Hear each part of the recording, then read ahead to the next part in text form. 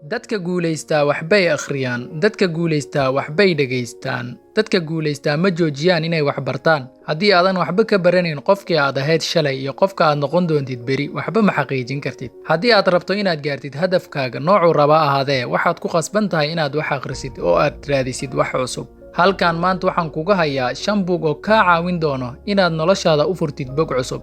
Dhinac walba ha noqotee, dhaqaale ahaan, xiriir ahaan iyo qof ahaan. ku soo dhawow mowduuceena maanta.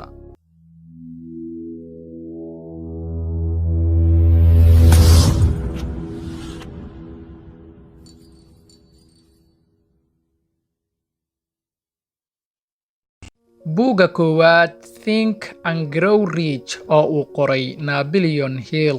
Caqliga dahabiga wuxuu ka fakar duwan yahay caqliga kale.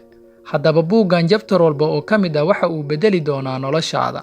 Buuggan waxa uu isku dayi doonaa inuu raadiyo kuna qeexo qof kasta oo guulaysta iyo sababihii ka dambeysay inuu guushaasi gaaro. Buuggan waxa uu kugu leeyahay waxaan ku abuurayaa malaayiin dollar.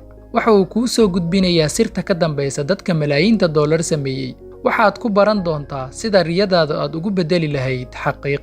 Waxa uu ku barayaa sidaad uga fogaan lahayd fashil. Haddii aad rabto inaad guul gaartid, ayna dhab ka tahay inaad xaqiijisid hadafkaaga, haddaba akhri buuggan. Buugga labaad Unlimited Power oo uu qoray Tony Robbins. Waxaa qoray buuggan mid ka mid ah tababarayaasha nololeed ee guulaysta oo lagu magacaabo Tony Robbins. Buugga Unlimited Power waxa uu ku siin doonaa inaad ogaato awoodahaaga dhab ahaaneed ee aad adigu leedahay. Waxa uu ku siin doonaa qofka aad rabto inaad ahaato. Waxa uu ku bari doonaa sida ay u shaqeeyaan jirka bini'aadamka xubnihiisa oo idil, ama waxa loo yaqaano human psychology, oo ay ku jiraan siday maskaxdu u shaqeyso iyo weliba inaad ka fogaatid cabsida. Sidoo kale Tony waxa uu ku barayaa sida loo koobiyo dadka guulaysta. Haddii ay dhab ka tahay inaad guul gaartid oo aad rabto inaad wax badan ka ogaatid sida uu u shaqeeyo caqliga bani'aadamka, waxaan kugula talin lahaa inaad akhrisato buuggan ee ah Unlimited Power. Buugga saddexaad How to Win Friends and Influence People oo uu qoray Dale Carnegie. Haddii aad rabto inaad xiriir saaxiibtinimo la yeelatid dadka kale, shakhsi ahaan ama ganacsi ahaan, haddii aad rabto inaad fahanto sida loo samaysto xiriir waara oo wanaagsan oo xushmad leh, haddii aad rabto inaad fahanto sida loo samaysto xiriir aan kala go' lahayn, buuggan adiga ayuu ku quseeyaa. Buuggan waxaa laga gatay in ka badan 15 milyan oo buug. Waxa uu ku siinayaa buuggan talooyin practical oo aad ku kala ogaan kartid dadka lala saaxiibi karo iyo dadka aan mudnayn in lala saaxiibo. Haddaba haddii aad danaynaysid inaad yeelato saaxiibtinimo waarta, waa inaad akhrisaa buuggan.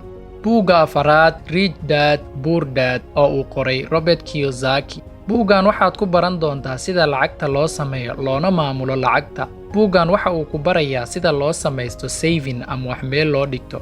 Sidoo kale buuggan waxa uu sharax guud ka siin doonaa maxay dadka faqiirka u yihiin faqiir, kuwa taajiriintana ay u yihiin taajiriin. Buuggan waxa uu sidoo kale ku bari doonaa ama uu kugu dhiirigelin doonaa inaad samaysato waxa aad adigu leedahay oo aadan noqon shaqaale. Haddii aad rabto inaad ogaatid sida lacagta loo tabco loona taajiro, buuggan adiga ayuu ku quseeyaa, waa inaad akhrisataa.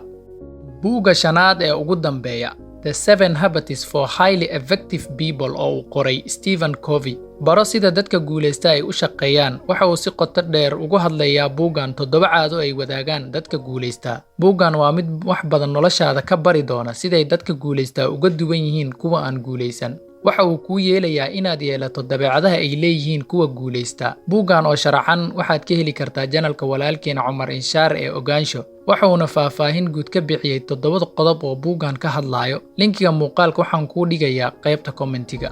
Akhrinta buugaagtan iyo kuwa kale badan oo ayaga la mid ah waxay ka caawinayaan inaad gaarto halka ay gaareen dadka guulaysta. Waxay ka caawinayaan inaad u fakarto siday u fakaraan dadka guulaysta. Dunidan ma jiraan wax cusub, wax walba maanta ku haysta qof bay hortaada soo qabsadeen. Raadi oo akhri oo ogow waxay dadku ku xaliyeen arrinta maanta ku haysata. Wassalaamu calaykum waraxmatullaahi wabarakaatuh.